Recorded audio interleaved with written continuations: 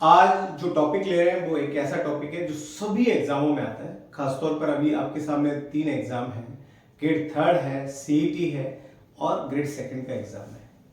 और ये आप खुद भी देख रहे होंगे या पुराने पेपर्स के आधार पर आपने पता लगाया होगा या जान लिया होगा कि ज्यादातर जो क्वेश्चंस जो आपके आ रहे हैं वो जैसे पश्चिमी रेतीले मैदान में बालू का स्तूप और उनकी संरचना को लेकर आ रहे हैं।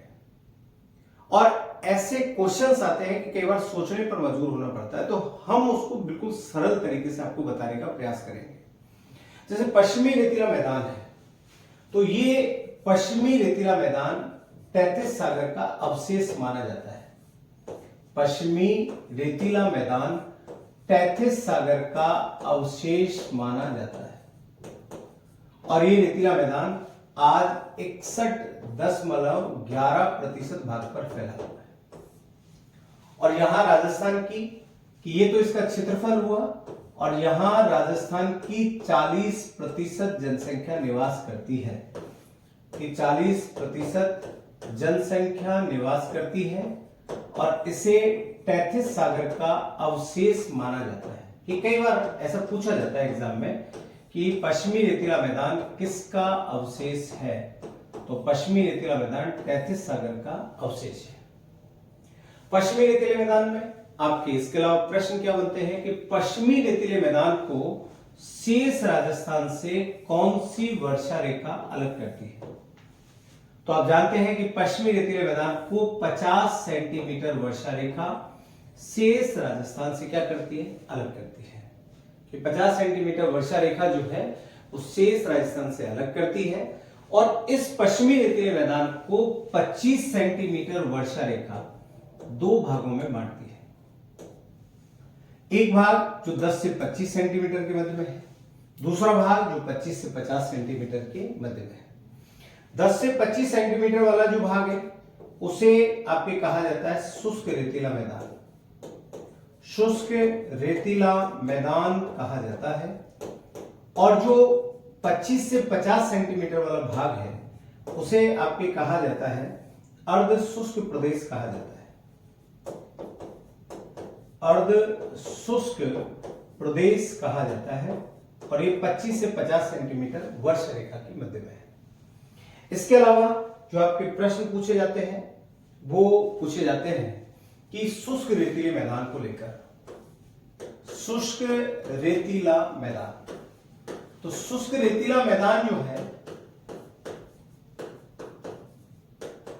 इसे भी संरचना के आधार पर 2 भागों में बांटते हैं। एक तो आपके है बालू का स्तूप युक्त प्रदेश और एक है बालू का स्तूप मुक्त प्रदेश। कि बालू का स्तूप युक्त प्रदेश, स्तूप युक्त प्रदेश, और दूसरा जो है वह बालू का स्तूप मुक्त प्रदेश। बालू का स्तूप मुक्त प्रदेश। बालू का स्तूप युक्त जो प्रदेश है उसे आपके कहा जाता है sand dunes region. Sand dunes region कहा जाता है, रीजन कहा जाता है। और बालू का स्तूप मुक्त प्रदेश को सैंड फ्री ड्यून्स क्षेत्र कहा जाता है। कई बार इंग्लिश शब्द देकर भी क्वेश्चंस को पूछा जाता है, सैंड फ्री ड्यून्स। अब ये जो क्षेत्र है एक तो बिल्कुल पथरीला भाग है और एक भाग जो है जहां रेत के बड़े बड़े क्या है, टीले। पथरीला जो भाग है जो आपके सैंड फ्री ड्यून्स के नाम से जाना जाता है, जिसे आप कहते हैं बालू का स्तूप मुक्त प्रदेश। स्तूप मुक्त प्रदेश, मुक्त प्रदेश, या उसे कहा जाता है dunes free zone. Dunes free क्षेत्र कहा जाता है क्योंकि यहां जो ड्यून्स फ्री क्षेत्र है ना वहां पर आपके वायु के अपरदन से बहुत सारी स्थलाकृतियों का निर्माण होता है जिनको लेकर आपके क्वेश्चंस आते हैं। पहला जो क्वेश्चंस यहां से जो बनता है वो ये बनता है कि बालू का स्तूप जो मुक्त प्रदेश है इसका विस्तार आपके फलौदी,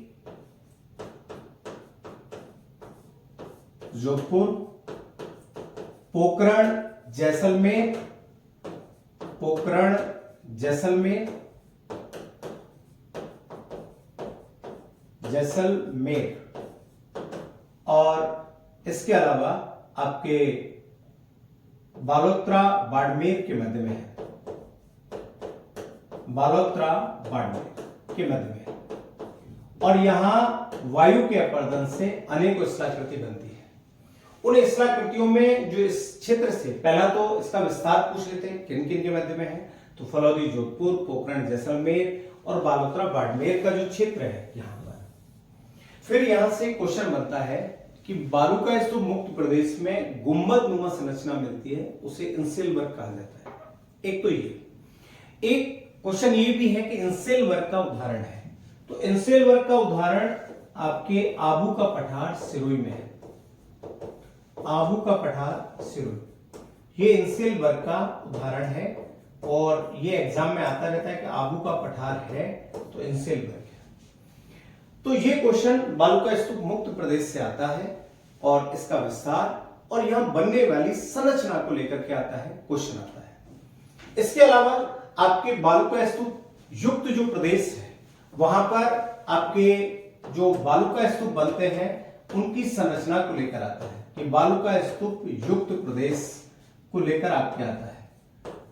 तो बालू का स्तूप युक्त प्रदेश जो है इसमें रेत के बड़े बड़े टीले और टिब्बे मिलते हैं, और टिब्बे मिलते हैं तो यहां पर निक्षेपण अपर्दन से जो संरचनाएं बनती है उनमें एक तो बरखान बनता है। बरखान के अलावा आपके सीफ को लेकर क्वेश्चन आता है। सीफ के अलावा जो प्रश्न आपके आता है पैराबोलिक, यहां बालू का स्तूप बनता है, पैराबोलिक बालू का स्तूप बनता है। इसके अलावा यहां अनुप्रस्थ बालू का स्तूप बनता है और अनुदैर्घ्य बालू का स्तूप बनता है। तो इनको लेकर आपके कई बार क्वेश्चंस पुट अप होते हैं और बड़े इंपॉर्टेंट भी हैं। ये छोटी छोटी चीजें जिनको लेकर के आते हैं, क्वेश्चन आते हैं, और वैसे आपको चिंता करने की आवश्यकता नहीं है। कहते हैं कि समाधान हर मुश्किल का है, समाधान हर मुश्किल का है, बस खुद पर यकीन होना चाहिए। समाधान हर मुश्किल का है, खुद पर यकीन होना चाहिए। और मैं तो बस यही कहूंगा कि प्रयास चाहे एक ही हो, बस बेहतरीन होना चाहिए। मैं उसी लिए आपको ये बता रहा हूं क्योंकि कई बार क्या होता है कि हम बहुत ज्यादा पढ़ जाते हैं तो वहां पर आपकी छोटी छोटी चीजों से क्या आते हैं, प्रश्न आते हैं।